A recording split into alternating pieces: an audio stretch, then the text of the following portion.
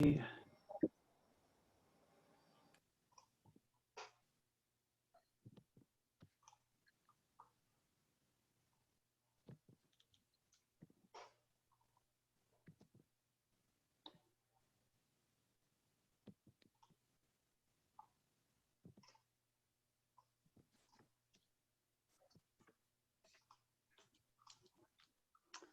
right, can everyone see my screen? No, Yes. I have to get back there, I guess. Yeah, you're good. Yep. Okay, very good. All right, well, good evening and welcome to Huskies United for the Student Emergency Fund. My name is Michael Adzovic and I'm a staff member here at Northern Illinois University. Now, this event is the first in a series of 3 that are being held in the lead up to Huskies United.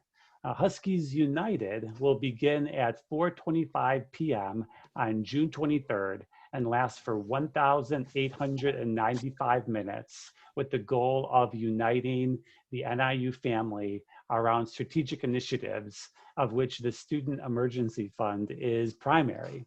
And as I mentioned, this is the first of 3 virtual events that are going to be taking place.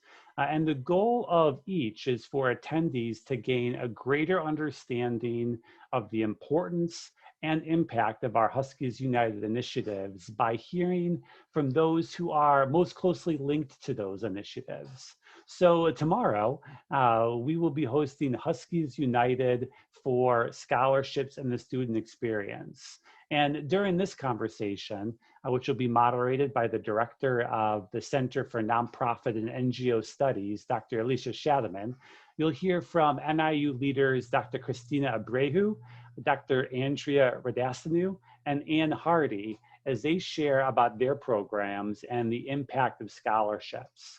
They'll be joined also by NIU students who will personally share about that impact on their student experience. Then next Tuesday, June 22nd, we'll be hosting Huskies United for Diversity, Equity, and Inclusion.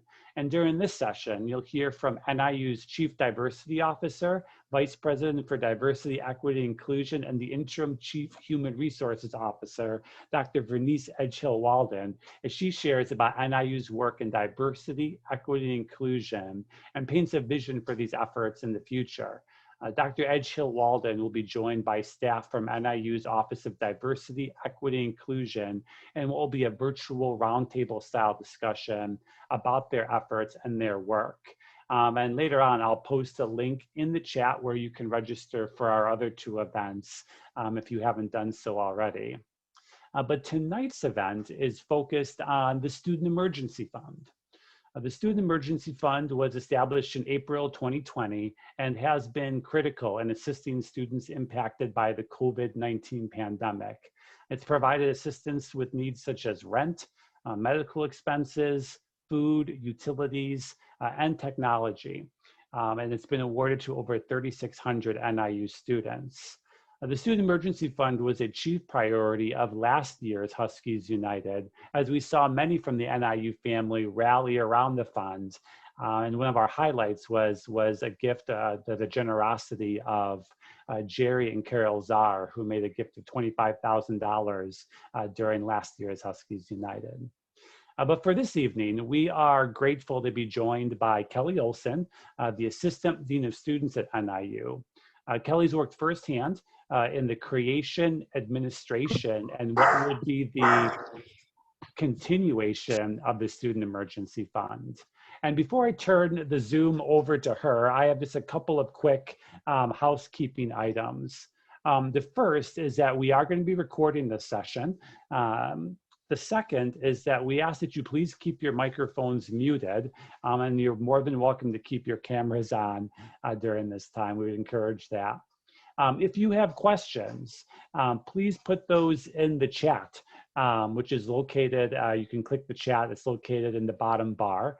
And then at the end of the session, we don't anticipate going the whole time this evening, but at the end, we'll have plenty of time to answer any questions that you might have. But that being said, I'm going to turn the Zoom over to Kelly Olson. great. Thank you, Michael. I'm going to share my screen.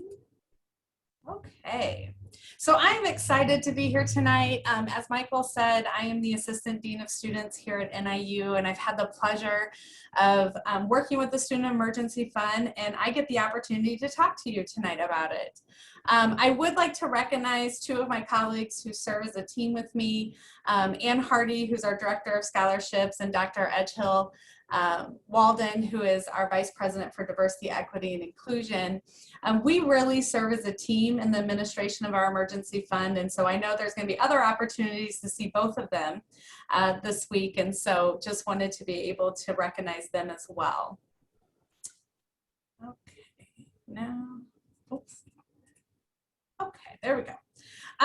So as you can see, these are our students. The exciting part of the Student Emergency Fund is it is 100% about our students. But as you can tell, and as you can see, these are snapshots. These are snapshots of our students with smiles, highlights their friendships, highlights the fun that they get on campus, but their lives are really complex. And so the story that you don't always see in the pictures is that they work multiple jobs. They support their families, they're students with children, on top of being incredible students at NIU. And so they rely on us as an institution to be their support, and that's where the Student Emergency Fund comes in. So the Student Emergency Fund, it actually did exist prior to spring of 2020, but it really did not have a formal structure, and it had very limited funding. And so as part of the Strategic Enrollment Management Plan, we had actually, as a team, started working to reestablish the Student Emergency Fund, and we started that work in fall of 19. And then, as all of us know, COVID-19 hit. And so what became really clear to us is that we needed to make this operational immediately. And so it intensified our need, and we launched it April of 2020, as Michael stated earlier. Our students were experiencing COVID-19 much as the whole world was experiencing COVID-19. So I've highlighted a few of the stories because I think it's important to understand when we say our students were in need, there were very complex needs. And so as you can see, the first experience is really everywhere from food insecurity to housing insecurity to financial need.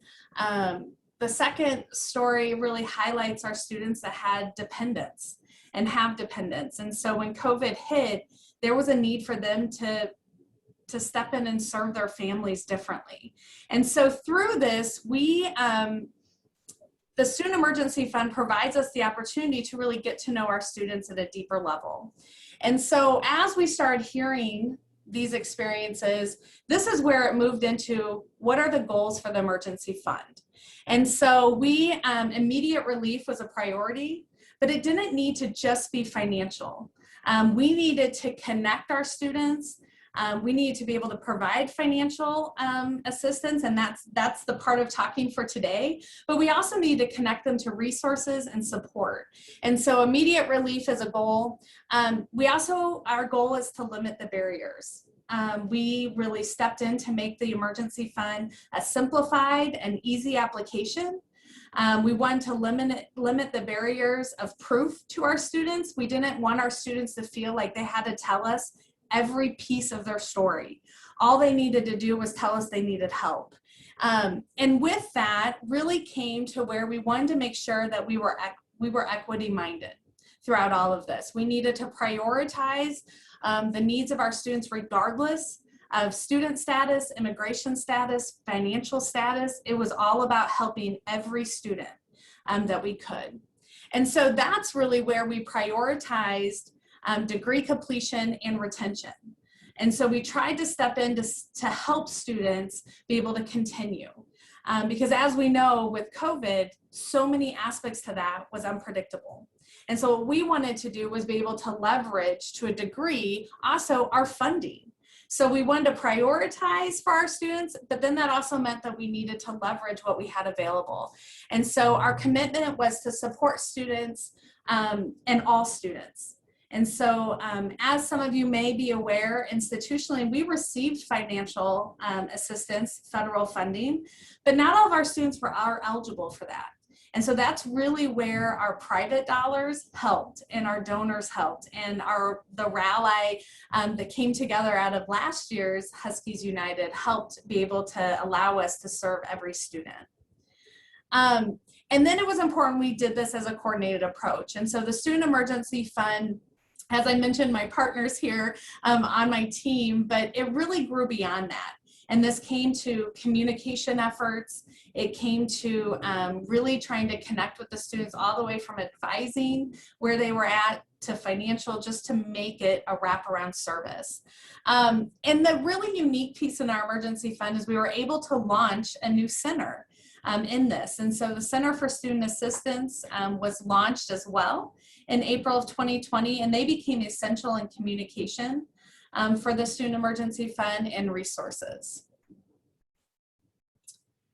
So this is important to understand. As I mentioned earlier, our awards are through federal funding, they're through institutional funding, but also donor funding.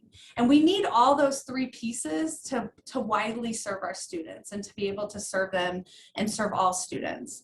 As I mentioned, and you're going to hear a few times, but the funding criteria continues to change when it comes to our federal assistance. And so the private dollars are really critical for us to be able to continue our fund.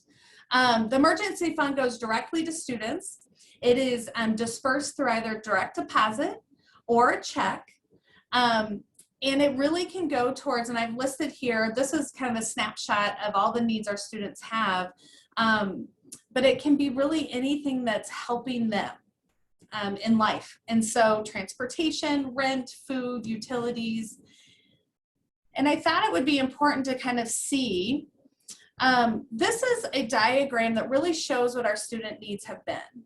And what we did was we compiled it into percentages, and you'll see 75% of our requests are multiple needs.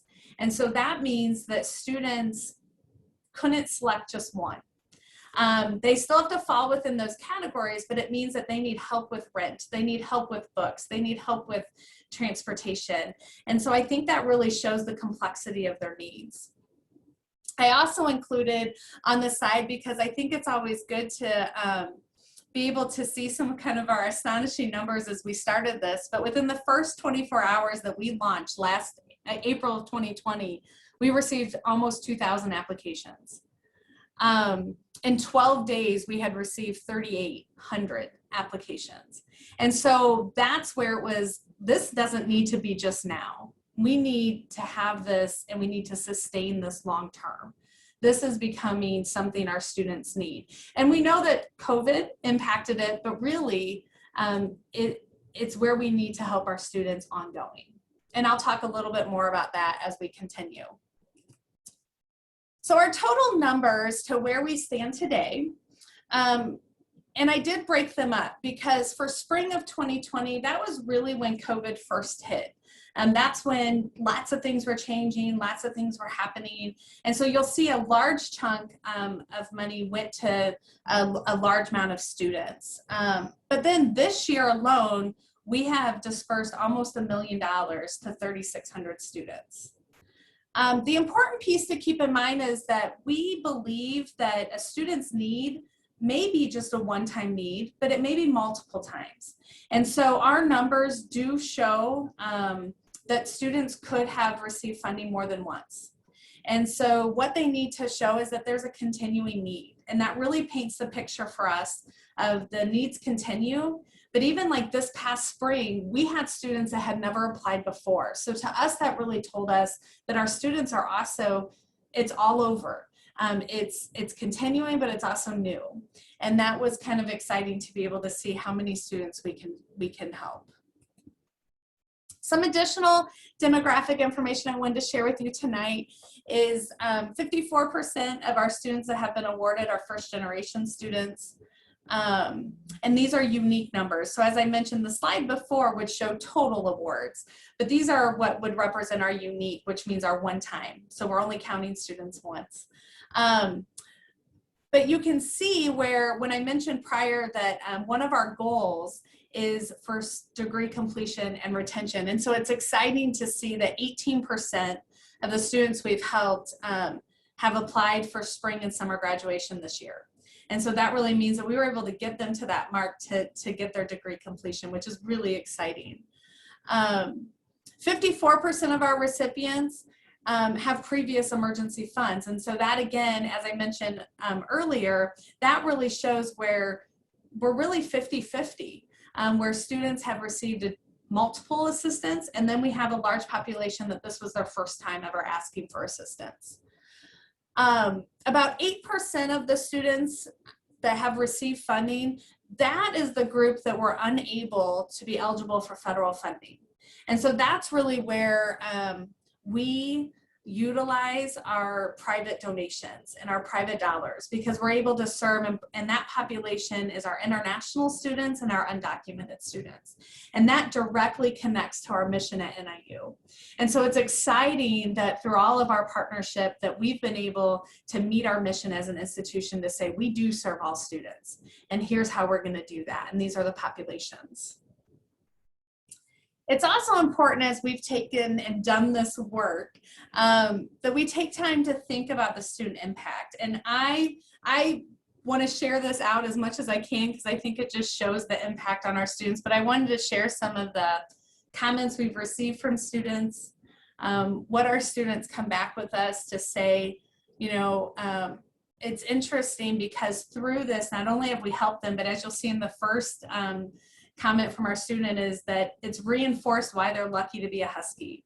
It's reinforced their commitment to NIU. And so I have no doubt that futuristically, as we see our students, they're going to be our alumni who are committed to the university. They're going to be our alumni who want to give back, who send their kids here, who have had such a positive experience and see that we really care for them as humans, as individuals. And so one of the other things I wanted to point out in the student impact is our last statement. And so our last statement, as you see, our student said, "I'm thankful to be someone that received help at a time of such uncertainty. It put me in a way better place mentally and financially. Couldn't thank you enough." This, as I mentioned earlier, is so much more than financial. This is about helping our students feel supported. It's about helping our students, and as this student said, mentally, to know that there's a community that cares. There's a community that gave money so that that money could help them. And I just think that that's such a cool thing to highlight. And so I wanted to make sure to mention that as we talk tonight. The other important thing, and in any time we do anything, is to talk about the lessons learned, to talk about where are we at as a fund, what have we learned, what are our takeaways. And so what we've learned is that the need is overwhelming and ongoing. I think I've said that a lot tonight, you've heard that. But the other piece of it is the process is emotional. And being somebody who has heard our students' stories, who have connected with our students, who have talked with them through their need, it is emotional and it's personal and it's about them. And they don't want to tell their story 100 times. They don't want to be defined by their need. They just want to know there's help out there. And I think that that's so important, as when I talked earlier about our goal for our fund of being equity-minded and to limit those barriers, that really gets at it, because this is emotional for everybody involved. There's a need for resources that are beyond financial assistance. And so I mentioned earlier our connection to the Center for Student Assistance. That's been phenomenal, and we'll continue that. We know that, again, this is more than financial, and so we need those wraparound services to our students. We need follow-up. We need to talk with them, and we have seen that, and we know that. We also need to continue to prioritize re-enrollment. Equity-minded practice, the aspect of meeting the needs of all of our students. We need to and we need to make sure that maintains our priority. But I think probably the most important thing we've learned throughout all of this is our faculty, our staff, our alumni, our friends. There's a sense that the Husky spirit is out there. And there's, they embody the Husky values of commitment to people who are in need. And that goes to our students, and our students feel that, whether it's with time, whether it's with finances. I think that has probably been one of the most emotional things that have come out of this work, but also one of the most rewarding things is that this has really shown all of us how much we do care about one another. So that's been really kind of a cool lesson learned. So future planning. I wanted to be able to talk a little bit tonight because a lot of our focus on the emergency fund has been in COVID-19. But it doesn't need to define our emergency fund. And so we do have future planning underway. We know there'll be residual impacts from COVID-19, and that remains very real for our students. And so we will continue to assist our students. We know this isn't completely gone. We know those impacts are still there. And so that will still be part of this. But we also want to expand to serve really specific populations. We want to become more intentional with our fund. And so I wanted to highlight some of those ways that we've talked about and we're planning as a team. We've talked about helping our students who have been impacted by the stress and all the aspects that these last year and a half have brought academically that may have impacted their scholarships, and how can we assist with that? How can we reaffirm with them that that bump in the road doesn't have to define them? And so looking at that population. We've talked about expanding and serving our students who have experienced or are impacted by the death of a parent or a guardian. That continues to be a need on our campus, but in COVID, we had a larger population of students that were impacted by death in a different way. And so it's opened our eyes to where can we leverage the Student Emergency Fund to be able to help in that time of need and that immediate emergency. We've also talked about expanding for our students who are graduates of our foster care system. We do have a population at NIU who are previous children who were part of the foster care system, and so how can we help them? As they're coming to campus, oftentimes don't have those family supports, and so we've talked about narrowing it to help that population. And we also want to be really intentional with our international students. And that's just to name a few. We have lots of ideas on how to narrow this, and some of that will come in time. Some of that will also be able to come as we continue to move out of COVID-19. Ultimately, to be honest, and as I mentioned, we want to move beyond COVID-19, and we want to ensure that our emergency fund continues so that we can be that institution that students can ask for help, students can rely on assistance when life gets hard, when things happen, and in that moment, they think there's nothing I can do to stay in school. There's nothing I can do. I'm going to have to leave. And we want to be that institution. We want to have this resource to say, you know what, let's talk about it. And we might be able to provide some financial assistance to get you through that emergency. And so really moving beyond the COVID-19 definition. We want to be able to, as we leverage funding, increase the maximum support we're able to give for students. And so because of our large need at NIU, we have had to adjust our maximum amounts each semester. Our focus has been to serve as many students as possible. And so we've been able to do that in different strategies of reducing our maximum amounts, but we really want to get back to a place where we can increase those and really help. And again, as I mentioned earlier, we want to be able to provide the ongoing support options. We want to be able to leverage the Student Emergency Fund, again, to not define our students, but help them know that support's out there and it doesn't have to be one time. And we can continue to partner with them. We can put folks in their paths that will help them, local resources, community members, peer coaching, those type of pieces that we could help them along their path at NIU. So there's a lot happening. I know it's exciting for me because I get to do this work all the time. But I hope today was able to give you a glimpse into the student emergency, into our thinking, into our goals, really how this came about, but also just where our future is. And I hope you've been able to feel my heart in this, but also this is a team approach and it's an institutional approach, and there's lots of folks who are part of this. So as we wrap up, I'm open to answering any questions I can. I've put my contact information as well so that you can see that. I'm happy to be a contact, ask questions at any point in time. So I just appreciate your time. I appreciate the opportunity to be able to talk through and partner on Huskies United. And thank you. Great, thanks, Kelly. And we do want to provide opportunity for anyone that might have any questions for Kelly. If you want to, you can sort of raise your hand, and then we can call on you in order. I can see Kirk's already raised his hand. And if there are any additional questions, just go ahead and put your hand up and we'll make sure to get to you. Or if you're not sure how to do the hand function, you can just unmute and ask. But Kirk, what was your question for Kelly?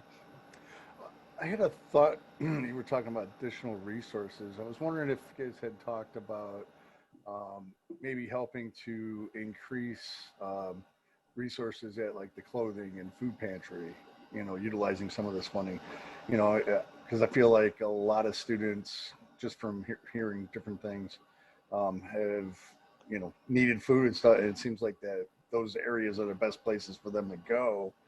So wouldn't it be good to utilize some of this funding to increase their resources that way?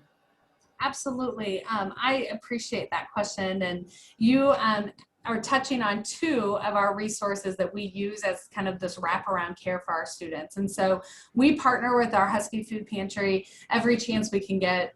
And luckily we have, and some of you may be these individuals, we have supporters for our Husky Food Pantry, and so they've been able to maintain and be our partner on that. We are working currently with some faculty members in building out our clothing opportunities that are on campus and moving beyond just professional clothing, but really into general clothing for students and being able to help students in that way. So Kurt, thank you so much, but because you're right on track with where our mind is. And those are definitely two areas that we'll continue to partner in and grow on. Awesome. Thank you. Valerie, are you raising your hand? I think you need to unmute Valerie if you are. There, can you hear me? Yes, that's great. I had a question and a comment.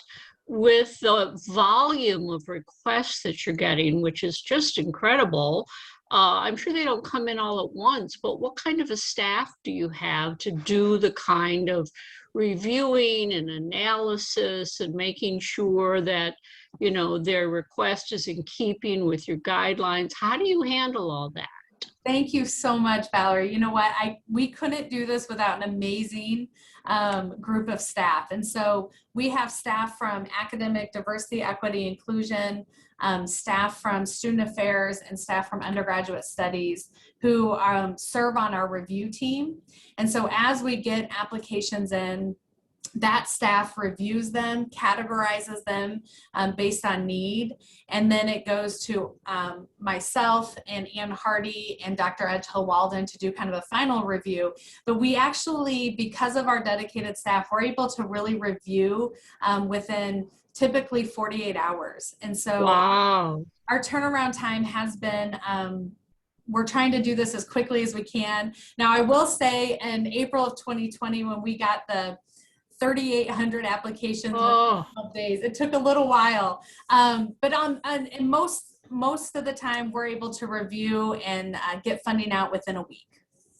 Well, That's very impressive, I have to tell you. I also might make a comment, although you said you're trying not to just focus on professional clothing, but I'm on the alumni board, and we have started, I have brought some of my clothes, started a closet of more professional clothes. So people have the ability to go on interviews and getting those kinds of professional clothing at the end when they're ready to graduate can be a pretty significant issue. So hopefully we could work together on that. Oh, we would absolutely love that, Valerie. And you're absolutely correct. That is a need for our students. And so thank you. Yes. Great. Thank you for doing all this. And this isn't a question, but this is a comment that came through in the chat. This is from Brandon Lagana, who's a staff member here. He just noted that this fall, NIU participated in a national survey, HOPE survey of emergency funding practices with Temple University. The PIs reached out after the initial survey to conduct focus groups with institutions doing exceptional work with emergency funding. NIU was identified based on the effective ways we reached and served students. So kudos to Kelly and her colleagues for their work. So are there any additional questions for Kelly? Rod, is your hand up? Yes. Yes. Yes. Good afternoon. Good evening, Michael. Thank you for your work. I know we've met and talked about your work, and I just want to share and express thanks. I was a student that was impacted by COVID, and I was also impacted by this student emergency fund. And to have university leadership that, during a pandemic and during, the world changing, to engage in leadership practices and activities that result in, really impacting the lives of Huskies. I just want to say thank you. That's all. Thank you, Rod. That means a lot. That's great. Any additional questions for Kelly?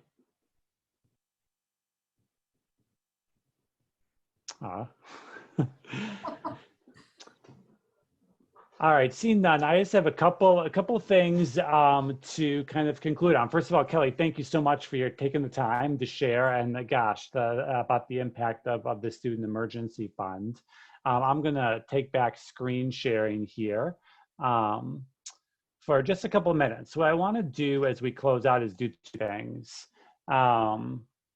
So first of all, can everyone see my screen? I get super nervous about screen sharing right now, but you can see my screen? Yeah. All right, great. So two things as we close, right? First, I just wanted to share about two opportunities that have come up for Huskies United starting next Wednesday. So our partners over at Geico have created a special emergency fund challenge where when 50 gifts are made to the Student Emergency Fund of any amount, it'll unlock a gift of $2,500 for the fund. And then when 100 gifts are made, it'll unlock another additional $2,500. So a total of 5,000 can be unlocked thanks to our friends from Geico. And I also just wanted to mention one of our staff members here, Dan Pedersen. He's created a special challenge for NIU faculty, staff, and retirees are involved in this as well. But when 20 faculty staff gifts are made to the Student Emergency Fund, it's going to unlock a gift from him for $700. So we got a couple of opportunities that we'd love for everyone on this call to share with their friends. And then as we really close out, I wanted to share with you a special video we just had created today. It was released today. It's created a month ago. It just kind of talks about what Huskies United is all about. It takes you back to campus. It's hosted by current student Kate Drury, and I thought it would be a good way to end our time together. So that's going to pop up here. This is Northern Illinois.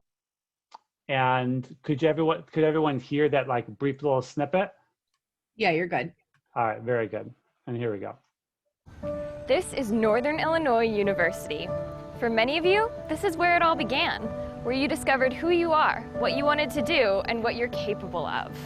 Today, NIU is home to the next generation of students, preparing for a brighter future for themselves, their families, and the world around them. I'm Kate Drury, BFA acting candidate and proud Husky. This past year has been tough on all of us, but Huskies are no stranger to challenge. More than half of us are the first in our families to attend college. 3/4 of us are from an underserved population, and 85% of us rely on some form of financial aid. But there's no holding us back. With your support, we continue to rise to the occasion. We are proud and grateful that the university we call home is among the most recognized in the country for its combined emphasis on high-impact research and the social mobility of its students. Earlier this month, more than 2,000 graduates walked across the stage at Husky Stadium to become proud alumni. And there's a long line of new students ready to follow in their footsteps. Enrollment increased in the fall of 2020, and freshman applications for the fall 2021 semester are at an all-time high. Huskies are going places, and the road ahead is bright and full of possibility. Our Huskies United Day of Giving is all about expanding those possibilities. Huskies United is about supporting innovation, research, and artistry, and ensuring that NIU continues to be an engine for social mobility.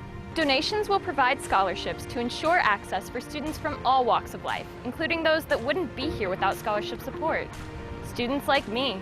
Donations will ensure that Huskies whose dreams are threatened by lack of critical resources such as money for rent, utilities, food, and medical care can find help through the Student Emergency Fund. And your support will help us continue to build an inclusive campus environment where everyone respects the dignity and value of all its members. Huskies United is your opportunity to support students like psychology major Cindy Duran. She is working to become a school psychologist. And electrical engineering major Tio Ruiz, as he works on research that could lead to improved biomedical devices for bedside diagnostics and low-cost healthcare management. And Laura Vivaldo Cholula, who is gaining valuable research and interviewing experience as part of the NIU Latinx Oral History Project. NIU alumnus Ray Banks and Dr. Eric Erickson share a belief in the power of higher education as a force for good, as it helped them become engaged citizens and build meaningful careers. In order to give back, they created the Banks-Erickson Huskies United Participation Challenge. When we receive 1,000 donations, their gift of $150,000 will be unlocked into our totals. As we look beyond our laptops and textbooks, we see that a college education is about becoming more open-minded, fair, and compassionate. It's about gratitude for the gifts we've been given and paying it forward as we find a cause that speaks to us and the courage to do something about it. We see that this moment is in our hands. We are the next generation of Huskies working for a better future, and this is your chance to join us.